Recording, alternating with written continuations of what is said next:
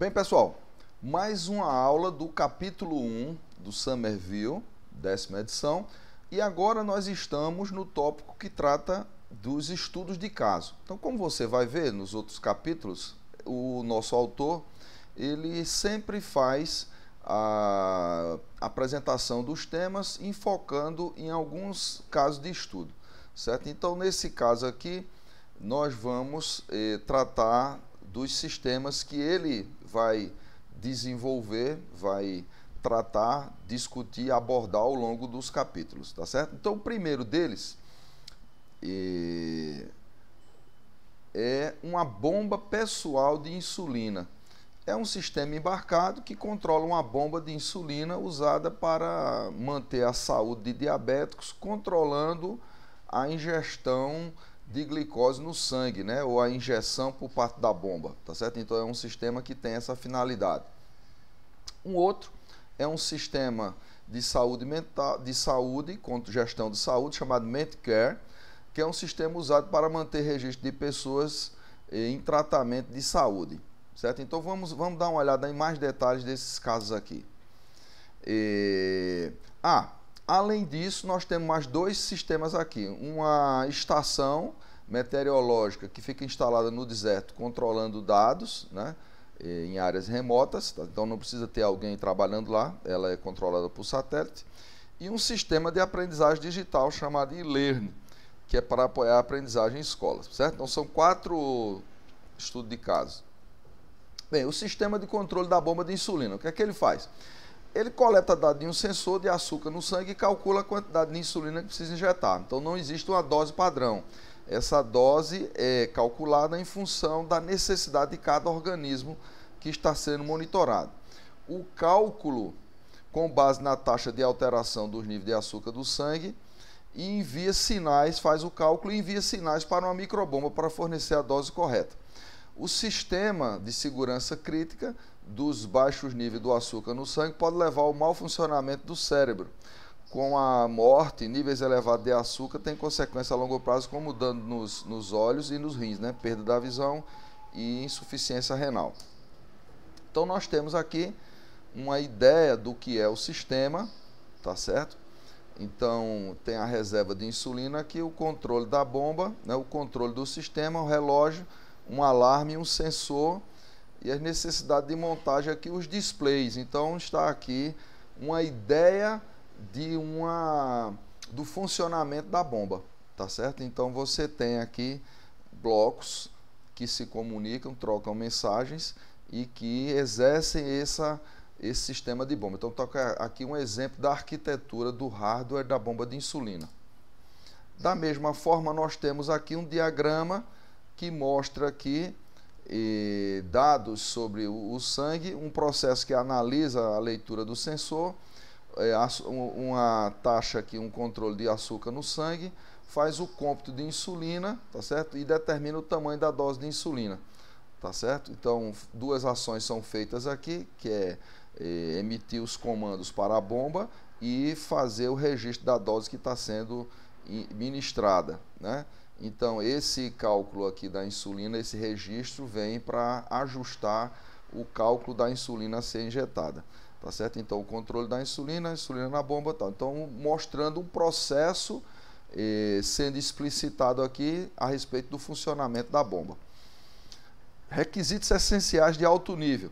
O sistema deve estar disponível para administrar a insulina quando necessário, né? Então, ele tem que ter disponibilidade 24 horas. A partir do momento que o sensor registra a necessidade de injeção de insulina, ele tem que estar disponível.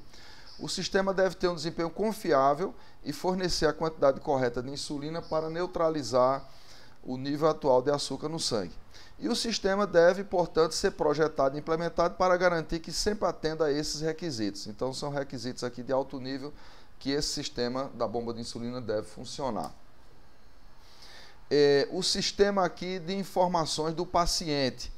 O sistema de informações para apoiar os cuidados de saúde em um sistema de informações médicas que mantém informações sobre pacientes que sofrem de problemas mentais e os tratamentos que receberam.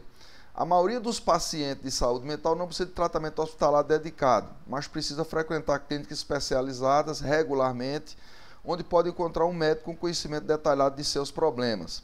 Isso aqui, você sabe, tem pessoas que tomam remédios controlados e se esses remédios foram ministrados dentro de uma certa regularidade, eles têm uma vida praticamente normal. Mas se deixarem de tomar o remédio, podem ficar violentos, agressivos e ter problema. Então, eles precisam fazer essas visitas.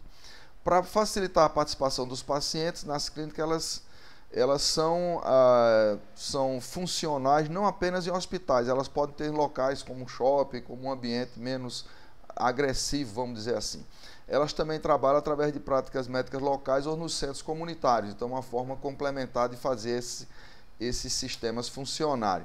Então o MedCare é um sistema de informação que se destina ao uso em clínicas. Ele utiliza um banco de dados centralizado de informações do paciente, mas também foi projetado para ser executado em um PC isolado para que possa ser acessado e utilizado em sites que não possuem conectividade de rede segura, né? Quando os sistemas locais não têm acesso seguro à rede, eles usam informações do paciente no banco de dados, mas podem fazer o download e usar cópia do registro do paciente quando desconectados. Então ele tem essa funcionalidade, se não tiver acesso à rede, usa registros locais que foram previamente disponibilizados para o sistema.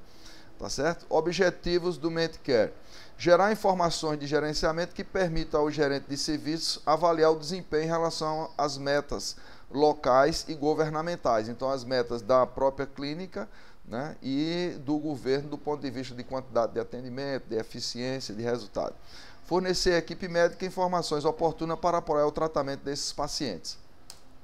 Então, está aqui a arquitetura, a organização do sistema. Então, você tem módulos clientes aqui, você tem uma rede, e essa rede entra em contato com o servidor do sistema, que, por sua vez, acessa a base de dados de paciente. Então, está aqui um exemplo de uma estrutura aqui em camadas, onde você tem a comunicação entre essas camadas para poder prover o serviço de atendimento dos pacientes e a comunidade médica também. Principais recursos do sistema: gestão de cuidados individuais. Os médicos podem criar registro para os pacientes, editar as informações no sistema, visualizar o histórico do paciente. O sistema suporta resumos de dados para que os médicos possam aprender rapidamente sobre os problemas do paciente e os tratamentos que ele tem feito. Monitoramento do paciente. O sistema monitora os registros dos pacientes envolvidos no tratamento e emite avisos se forem detectados problemas. Então, ele pode disparar aqui avisos para que medidas sejam tomadas em função de possíveis problemas que podem acontecer e a tentativa de antecipar esses problemas. Relatórios administrativos são emitidos, né, o número de pacientes que entraram, que saíram, o número de pacientes que foram tratados em algum atendimento específico, os medicamentos, custo de medicamento, etc., para facilitar o gerenciamento. E a questão da privacidade é essencial, já que algumas informações são confidenciais e não podem estar sendo abertas para qualquer pessoa, além da equipe médica e do próprio paciente e de sua família mais próxima. Segurança. Algumas doenças mentais fazem com que os pacientes se suicidem ou sejam perigosos para outras pessoas. Sempre que possível, o sistema deve alertar a equipe sobre potenciais suicidas ou pacientes perigosos agressivos. O sistema deve estar disponível quando necessário, caso contrário, a segurança pode ser comprometida e pode ser impossível prescrever o medicamento correto aos pacientes, que é o princípio da disponibilidade, certo? A estação meteorológica do deserto. Então, o governo de um país com grandes áreas selvagens decide implantar várias centenas de estações para monitorar o clima em áreas remotas. Essas estações meteorológicas coletam dados de um conjunto de instrumentos que medem temperatura e pressão, luz do sol, precipitação pluviométrica, velocidade e direção do vento. A estação meteorológica inclui vários instrumentos que medem parâmetros climáticos, como a velocidade e direção do vento, temperatura do solo e do ar, pressão barométrica e precipitação durante um período de 24 horas. Cada um desses instrumentos é controlado por um sistema de software que realiza leituras de parâmetros periodicamente e gerencia os dados coletados dos instrumentos. Então isso é interessante porque facilita o planejamento de ações para essas áreas desérticas. Então está aqui um exemplo, tá certo? Um sistema da estação aqui, um sistema de arquivamento e gerenciamento de dados e um sistema de manutenção. Então você tem módulos aqui que estão sendo descritos, né, esses 3 módulos diferentes e a sua intercomunicação usando o ML aqui, por exemplo. Então, o sistema da estação meteorológica ele é responsável por coletar dados climáticos, realizar algum processamento inicial e transmitir para o sistema de gerenciamento de dados. O sistema de gerenciamento e arquivamento de dados, ele coleta os dados de todas as estações, realiza o processamento e análise desse dado e arquiva dados. E o sistema de manutenção da estação, esse sistema pode se comunicar por satélite com todas as estações, enviando sinais e recebendo retorno para saber se a estação está apta, se ela está funcionando. Né? Em função disso, ela solta alertas, ela fornece relatórios. É como se ele desse um ping na estação, se ela está ativa, ela retorna. Então, isso é comum para equipamentos de rede, por exemplo. Funcionalidades adicionais do software. Monitore os instrumentos, o hardware de energia e comunicação e relate falhas. Gerencia a energia do sistema, garantindo que as baterias sejam carregadas sempre que as condições ambientais permitirem. Então, se a temperatura estiver num certo nível, tal, coleta informações, alimenta as baterias, né? Ou sejam desligadas em condições climáticas potencialmente prejudiciais, como vento forte. Suporte à reconfiguração dinâmica, na qual partes do software são substituídas por novas versões e onde os instrumentos de backup são trocados no caso de falha do sistema. E, por fim, o sistema e-learning, que é um ambiente de aprendizagem digital. É um ambiente de aprendizagem digital e uma estrutura na qual um conjunto de ferramentas gerais, especialmente projetadas para o aprendizado, pode ser incorporado, além de um conjunto de aplicativos voltados para a necessidade dos alunos que usam o sistema. As ferramentas incluídas em cada versão do ambiente são escolhidas por professores e alunos para atender às suas necessidades específicas. Podem ser aplicativos gerais, como planilhas, aplicativo de gerenciamento de aprendizado, como o ambiente virtual, o AVA, gerenciar a submissão e avaliação da lição de casa, jogos e simulações. Então, um exemplo, por exemplo, de característica desse sistema de aprendizagem digital. O sistema é um sistema orientado a serviços, quando todos os componentes do sistema são considerados um serviço substituível. Isso permite que o sistema seja atualizado gradualmente à medida que novos serviços se tornarem disponíveis. Então, ele tem uma certa flexibilidade, uma certa modularidade que permite esse tratamento aqui por serviço. Também possibilita configurar rapidamente o sistema para criar versões do ambiente para grupos diferentes, como crianças pequenas que não sabem ler, estudantes sêniores, etc. Então, isso é muito interessante porque o sistema fica adaptável, né, ao perfil dos usuários. Os serviços utilitários do e-learning, que fornecem funcionalidades básicas como independentes de aplicativo, que pode ser usado por outros serviços no sistema. Serviços que fornecem aplicativos específicos, como e-mail, videoconferência, compartilhamento de fotos e arquivos e acesso ao conteúdo educacional, como filmes ou recursos históricos.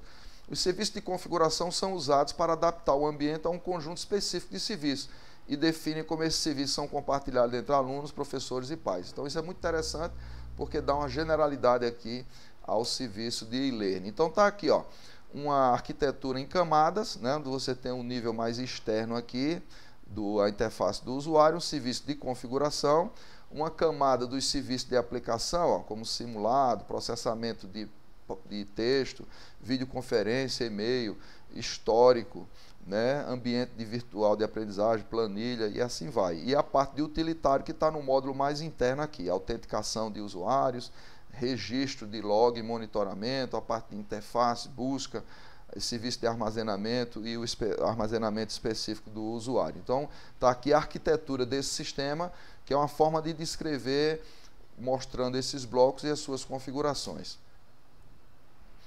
Integração de serviços no e-learning. Esses serviços integrados são oferecidos através de uma API, que é uma interface de programação de aplicativos, que pode ser acessado por outros serviços também dessa interface padrão. A comunicação direta de serviço a serviço é, portanto, possível. Então, isso dá uma generalidade, uma flexibilidade. Serviços independentes são serviços que são simplesmente acessados através de uma interface do navegador e operam independentemente de outros serviços. As informações só podem ser compartilhadas com outros serviços através de ações explícitas do usuário, como copiar e colar. Pode ser necessária uma nova autenticação para cada serviço independente. Então, isso é interessante você analisar. Então, veja, chegamos aqui no final da parte do capítulo 1, que descreve os sistemas que vão ser utilizados ao longo do capítulo. Então, seria interessante você, por exemplo, pensar funcionalidades para esse sistema. Você pensar, por exemplo, em termos de interface, você pensar em termos de estrutura de banco de dados, por exemplo, você pensar em termos de serviço. Então, tente fazer um resumo do que você entendeu do que é cada sistema e tente apresentar funcionalidades, descrições, interfaces, serviços para esse sistema. Então, fica como uma tarefa aqui para esse módulo aqui, essa parte 4 do capítulo 1 do Somerville, ok? Então, valeu, até a próxima e continue fazendo a leitura do capítulo do livro, as atividades propostas que estão no ambiente. Até a próxima, valeu!